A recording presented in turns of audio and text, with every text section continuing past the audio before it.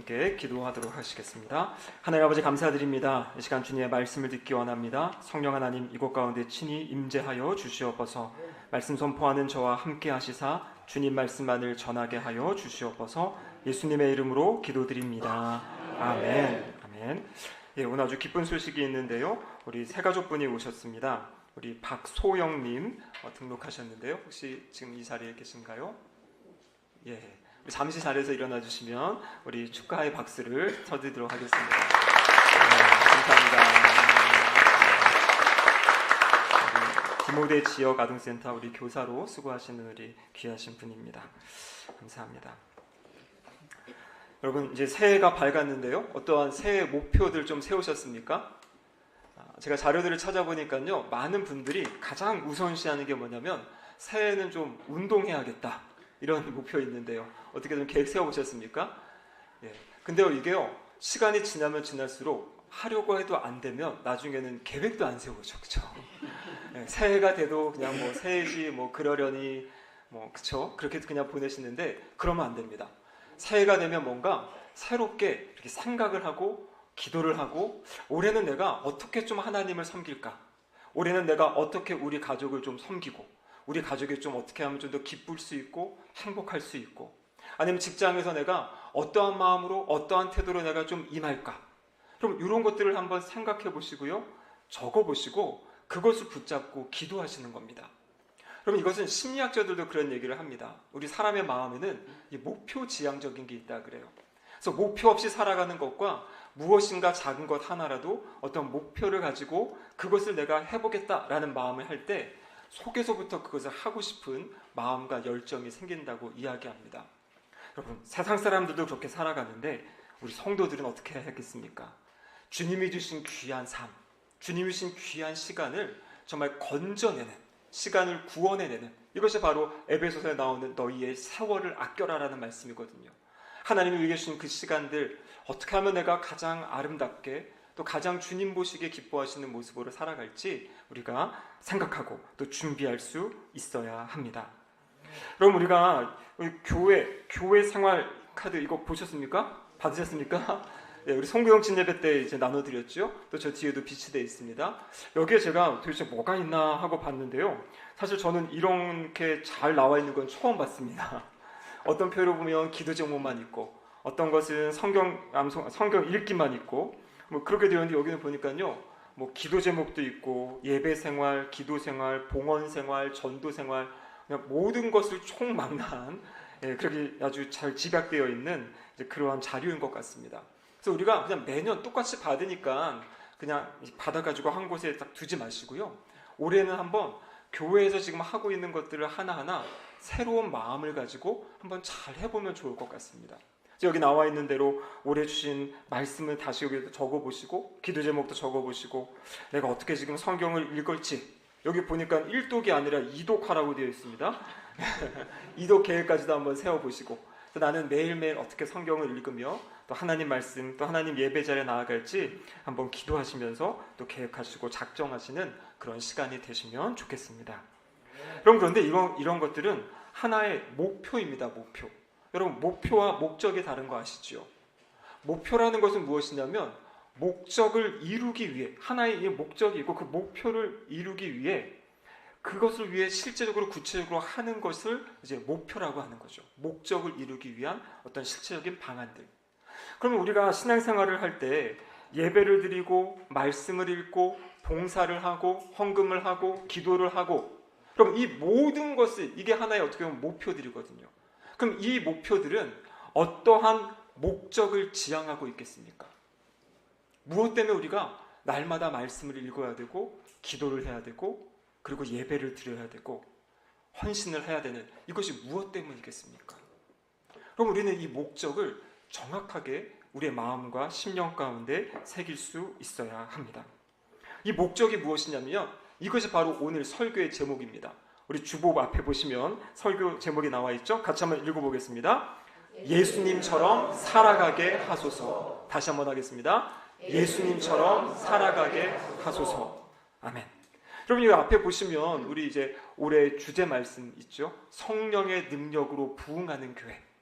근데 주제보다 더 큰 비전이라고 적어놓은 것이 있습니다. 여러분, 저것이 바로 목적입니다. 목적. 성령의 능력으로 부흥한다. 살아나는 거라 그랬죠. 우리의 심령이 살아나고 우리의 영이 살아나는 것입니다. 여러분, 그러면 살아나는 것 자체가 목적은 아니잖아요. 살아난다면 그럼 어떻게 할 것입니까? 무엇 때문에 살아나는 것입니까? 왜 살아나야 됩니까? 왜 우리가 부흥을 위해 기도해야 됩니까? 그것은 바로 이 목적을 위한 것이에요. 우리의 심령이 살아나고 성령님이 우리 안에 역사하실 때 우리는 예수님처럼 살아갈 수 있기 때문입니다. 그래서 이 예수님처럼 살아가게 하소서라는 것은요, 우리 신앙생활의 가장 궁극적인, 가장 큰 목적이에요. 이것은 단순히 교회 1년의 어떤 비전이나 표가 아니라 앞으로 여러분들이 살아가시는 모든 신앙생활의 기준과 중심, 그것이 무엇이 되어야 되냐면 예수님처럼 살아가게 하소서, 이것이 되어야 되는 겁니다. 이것은 단순히 제가 이것을 좋아하기 때문에 여러분들에게 말씀드리는 것이 아닙니다. 저는요, 신앙생활을 오래 하다 보니까 그런 마음이 들더라고요. 물론 여기 저보다 오래 하신 분들 훨씬 많으시죠. 근데 저는 나름 모태신앙으로 지금까지 신앙생활을 하고 이 성경을 공부하고 준비하다가 어느 순간 그런 생각이 드는 겁니다. 도대체 왜 이렇게 내가 열심히 이런 것들을 해야 되는가?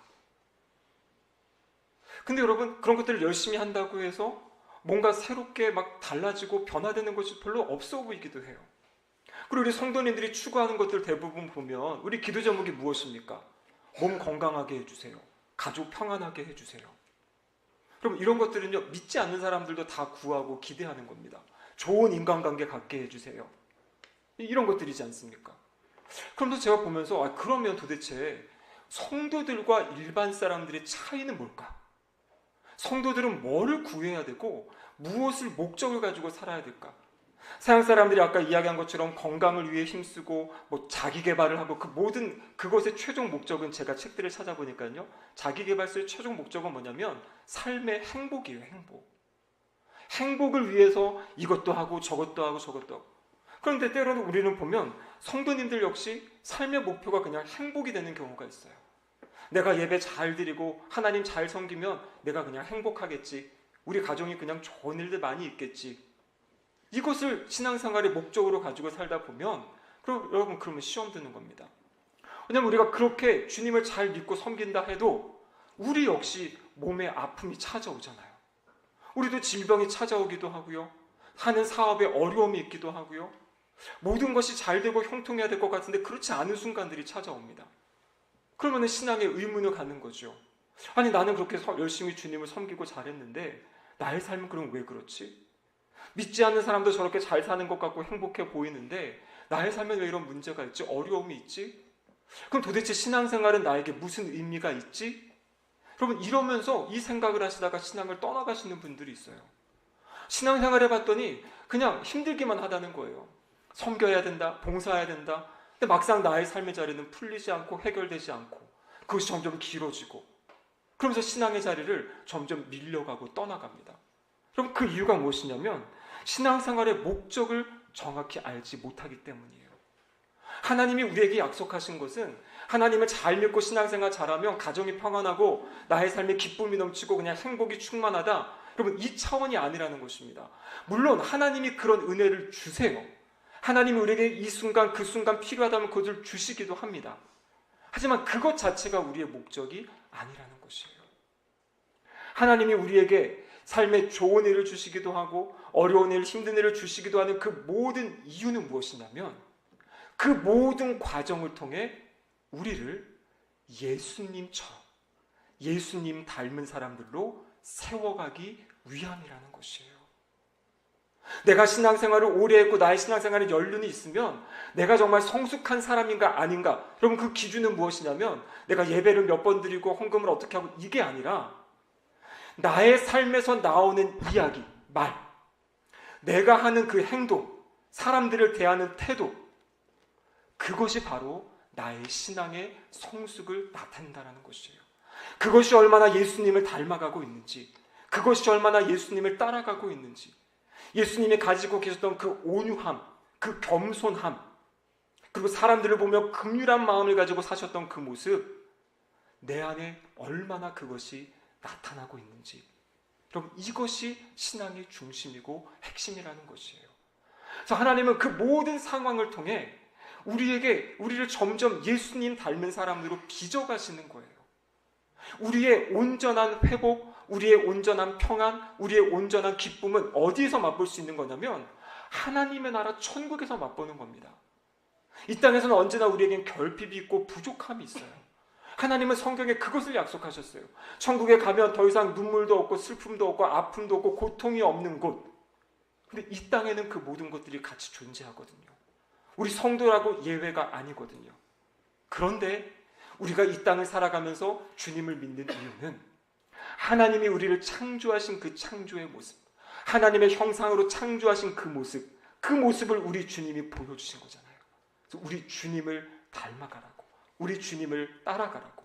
그래서 주님의 기대는 우리가 정말 어떠한 존재가 되기를 원하시는지, 우리가 정말 예수님 닮은 그 존재로 살아가는 것, 그것이 바로 우리 주님의 뜻이다라는 것입니다. 자, 그러면 성경에서 어떻게 그것을 말씀하고 계시는지 우리가 말씀을 찾아보겠습니다. 첫 번째, 하나님은 그것을 이미 계획하셨어요. 과거에 계획하셨습니다. 로마서 8장 28절 말씀을 보시면은요, 우리가 알거니와 하나님을 사랑하는 자, 곧 그 뜻대로 부르심을 입은 자들에게는 뭐라고 되어 있죠? 모든 것이 합력하여 선을 이루느니라, 이렇게 되어 있죠. 여기 나오는 모든 것은 삶의 좋은 일뿐만 아니라 어렵고 힘든 일입니다. 이 모든 것을 합력해서 선을 이룬다고 그랬어요. 여기서 말하는 선이 무엇이겠습니까? 무엇이 하나님 말씀하시는 선이겠습니까? 바로 다음이 이어지는 8장 29절의 말씀이에요. 거기 보면 이렇게 되어 있습니다. 그 아들의 형상을 본받게 하기 위하여 미리 정하셨으니. 그러니까 여기서 말하는 선은 그 모든 일들을 통해 우리가 아들 예수 그리스도의 형상을 본받게 하기 위해서 하나님이 우리의 삶의 그 모든 일을 일으키신다라는 거예요. 그러니까 우리의 삶에 고난이 찾아오면 하나님이 이 일을 통해 나를 빚으시려고 하는구나. 우리 삶에 기쁜 일이 찾아오면 하나님이 이 일을 통해 나를 기쁘게 하시고 또 자라고 성장하게 하시는구나. 우리는 그 모든 일들을 그렇게 바라봐야 되는 것이에요. 하나님의 계획 가운데 지금 나를 아들의 형상을 본받게 하기 위해 나를 성숙시켜 가시는구나. 그것을 보셔야 되는 겁니다. 그리고 하나님은 이 계획을 현재 진행하고 계세요. 우리의 삶에 일하시고 역사하고 계십니다. 고린도후서 3장 18절 말씀에 보면 이렇게 기록되어 있습니다. 주의 영광을 보매 그와 같은 형상으로 변화하여 영광에서 영광에 이르리니 곧 주의 영으로 말미암음이라. 아멘. 여기서 말하는 주의 영 누구십니까? 성령 하나님이시죠. 예수님이 부활하시고 승천하신 다음에 성령님을 보내주셨어요. 그 성령님을 통해 우리가 복음을 들었을 때 그 믿음의 고백을 하게 되는 거죠. 믿는 것 자체도, 믿는 것 고백조차도, 회심조차도 성령님의 역사입니다. 근데 그 성령님이 우리를 회심하게 하신 다음에 지금 하시는 일이 무엇인가? 그것이 바로 우리를 주와 같은 형상으로 변화시켜 가고 계신 거예요. 그러니까 우리가 성령의 능력으로, 그럼 성령의 능력으로 무엇을 해야 되는 겁니까? 내가 변화되어져 가는 것이에요. 성령의 충만을 매일매일 간구하고 기도함으로 나의 이 육신적인 것이 드러나는 것이 아니라 오직 내 안에 계신 성령님의 역사하심 가운데 내가 주님을 닮아가는, 주님의 형상을 따라가는 그러한 존재로 살아가는 것, 그것이 바로 성도의 삶이라고 말씀하시는 겁니다. 마지막으로 요한일서 3장 2절에 보시면 그가 나타나시면 우리가 그와 같을 줄 안다, 이렇게 되어 있어요. 바로 예수님 재림하실 때 우리가 지금 계속 끊임없이 이것을 신학적으로는 성화되어 간다고 하죠. 거룩해져 가는 그 모습입니다. 예수님을 닮아가는 그 모든 과정은 성화의 과정이에요. 예수님 재림하실 때 영화롭게 될 것이다, 성경에서 약속하셨잖아요. 그래서 우리의 신앙의 가장 궁극적인 목적, 우리가 말씀을 보고 기도를 하고 말씀을 몇 번 받는지가 중요한 것이 아니라 내가 그 말씀을 읽었기 때문에 내가 어떻게 변화되었는지가 중요한 것이에요. 그 역사를 누가 하십니까? 성령 하나님께서 하신다라는 것입니다. 자, 그렇다면 예수님을 닮아간다라고 할 때, 그 닮아감이 무엇인가? 그럼 오늘 본문 에베소서 4장 13절 말씀인데요. 같이 한번 다시 읽어보겠습니다. 에베소서 4장 13절입니다. 우리가 다 하나님의 아들을 믿는 것과 아는 일에 하나가 되어 온전한 사람을 이루어 그리스도의 장성한 분량이 충만한 데까지 이르리니 아멘. 그럼 여기 보십시오. 하나님의 아들을 믿는 것과 아는 일에 하나가 돼요. 말씀을 통해 하나님을 알아야 돼요. 예수 그리스도를 알아야 됩니다. 그리고 그분을 믿어야 돼요. 근데 그 결과가 무엇입니까? 온전한 사람이 되는 것이에요. 사람이 돼야 돼요. 사람이. 제가 이 주중에도 어떤 한 안수 집사님을 만났습니다. 타교에 계신 분인데요. 근데 이분이 3년째 교회를 안 나가신대요. 이유가 뭔가 했더니 주변에 주님을 믿는 그 신앙인들로부터 너무나 많은 상처를 받으셨어요. 구구절절히 저에게 그 이야기를 나누시는데 제가 마지막에 그랬습니다. 집사님, 목회자인 제가 죄송합니다. 저희 목회자들이 잘못 가르치고 지도해서 그런 모습으로 사셨군요. 그분들이. 그리고 말씀드렸죠. 사람의 모습은 그렇게 불완전하고 연약하지만 그래도 하나님을 믿으셔야 됩니다. 사람을 보는 것이 아니라. 그렇게 말씀드렸어요. 근데 이것이 무엇이냐면 우리가 목사다, 장로다, 안수집사다, 권사다, 사회에 나가서 막 사람들에게 다 이야기하는데 과연 그분들에게 우리가 어떠한 모습으로 비치고 있는지. 요즘에는요, 우리 신앙인들 때문에 신앙인들이 시험을 받아서 교회를 떠나더라고요. 근데 여러분, 시험 받는 가장 큰 이유가 무엇입니까? 다른 것 때문이 아니에요. 인격의 문제예요. 인격. 말 한마디로 상처를 주고요. 회의하고 함께 모여서 이야기하는데 서로 이해해주고 용납해주고 이 생각을 해야 되는데 세상이랑 똑같은 거예요. 막 소리 지르고 왜 그렇게 했냐 막 따지고 그럼 그런 모습에 사람들이 실망하는 겁니다. 특히 요즘 젊은 사람들이 그런 거 너무나 싫어하거든요. 상공사대가 상공사고에서 교회를 떠난 이유들을 물어보면 교회의 그 모습에 실망한다는 것이에요. 아니 그렇게 오래 신앙생활 하신 분들이 왜 그렇게밖에 살아가지 못합니까? 우리 직장에 보면 신앙생활 안 해도 정말 인격적으로 살아가시는 분들 계시는데 왜 신앙인들은 그렇지 못합니까? 말하는 것이 그렇게 거칠고 말하는 것이 그렇게 상처를 주고 사람을 찌르고 왜 그렇게 합니까? 그러면서 여러분 요즘은 다른 것 때문이 아니더라고요. 교회 안에서 상처받아서 교회를 떠나가고 있어요. 우리가 주님을 따라간다는 첫 번째는 뭐냐면요, 주님의 인격과 성품을 따라가는 것이에요. 여러분 성령의 열매가 무엇입니까? 사랑과 실학과 화평과 오래 참음과 자비와 양선과 충성과 온유와 절제잖아요. 이 모든 것이 성령의 열매입니다. 성령의 충만을 간구할 때 성령님이 우리를 그렇게 변화시켜 가시는 거예요. 성령 충만을 구하는 이유는 바로 그것 때문이에요. 성령 충만해가지고 내가 귀신을 쫓아내고 병을 고치고 그런 거가 아니라 엄청난 능력을 행하라는 것이 아니라 성령 충만함으로 내가 변화되어지는 것을, 내가 거룩해지는 것을 기도하고 간구하라는 것이 하나님의 뜻이라는 겁니다. 그리고 두 번째는 무엇입니까? 예수님이 이 땅에서 사셨던 그 모습, 예수님이 행하셨던 그 행하신 일을 우리가 행해야 돼요. 요한일서 2장 6절에 보면 이렇게 기록되어 있습니다. 그의 안에 산다고 하는 자는, 예수 그리스도 안에 산다고 하는 자는 그가 행하시는 대로 자기도 행할지니라. 예수님이 행하신 대로 우리도 행해야 된다라고 하나님은 말씀하고 계세요. 그것이 바로 하나님의 뜻입니다. 여러분 예수님이 이 땅에서 무슨 일을 하셨습니까? 예수님이 하신 가장 큰 일, 가장 중요한 일은 죽어가는 영혼들을 구원하신 거잖아요. 그것은 우리에게 주신 사명이에요. 우리가 해야 될 가장 소중하고 중요한 일은 우리 주변에 주님을 알지 못하고 이미 영적으로 죽어있고 영원히 죽을 수밖에 없는 그 영혼들을 구원하는 일, 그 일을 우리가 해야 된다는 것입니다. 예수님이 또 무슨 일을 하셨습니까? 예수님은 하나님의 말씀을 가르치셨어요. 끊임없이 가르치셨어요. 그럼 우리 성도들은요, 하나님의 말씀을 가르치는 자가 돼야 돼요. 그래서 오늘 우리 교사분들 많이 참석하셨는데요, 우리 교사분들은 아주 엄청난 특권을 가지고 계신 거고 예수님을 지금 따라가고 닮아가는 과정입니다. 주님의 말씀을 가지고 다음 세대를 말씀으로 가르치잖아요. 그것뿐만 아니라 가정에서 우리가 다음 세대를 말씀으로 가르칠 수 있죠. 또 의도적으로 가르치지 않을지라도 나와 함께하는 사람들에게 내가 하나님의 말씀으로 살아가는 것, 나는 이런 말씀을 가지고 살아갑니다 전하는 것을 통해서도 말씀을 가르칠 수 있어요. 가르치는 삶을 살아야 됩니다.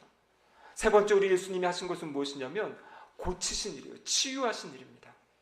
그럼 우리는 치유자가 돼야 돼요. 다른 사람에게 말로 행동으로 상처가 아니라 그 사람들을 위로하고 격려하고 보듬는 삶, 그것이 성도의 삶이에요. 여러분, 이런 것들을 하지 않고 다른 것들에 관심을 가지고 다른 것들에 신경 쓰고 어떤 행사를 하고 뭐를 하고 여러분, 그런 것 때문에 너무나 성도들이 본질을 잃어버리고 이 시대에 살아가고 있어요. 핵심은 무엇이냐면 예수님의 성품을 닫고 예수님이 하셨던 그 일들을 우리가 함께 동역하는 것입니다. 그래서 이 모든 것을 포함하는 단어가, 이 문구가 이제 제가 생각하기엔 이것이에요. 예수님처럼 살아가게 하소서. 예수님처럼 살아가게 하소서. 여러분, 이것을 마음에 품으시기 바라요. 예수님처럼 살아가기 위해 성령의 능력을 간구해야 되는 거고요. 예수님처럼 살아가기 위해 주님이 우리를 찾아오셔서 날마다 만지시고 회복시키시고 일으키시게 해달라고 부흥을 기대하고 간구해야 되는 것입니다. 2025년 한 해, 우리의 모든 일생이 바로 이 예수님처럼 살아가게 해달라고 그렇게 기도하시며 그렇게 살아가시는 우리 모든 신길동교회 성도님들 되시기를 주님의 이름으로 축복합니다. 아멘.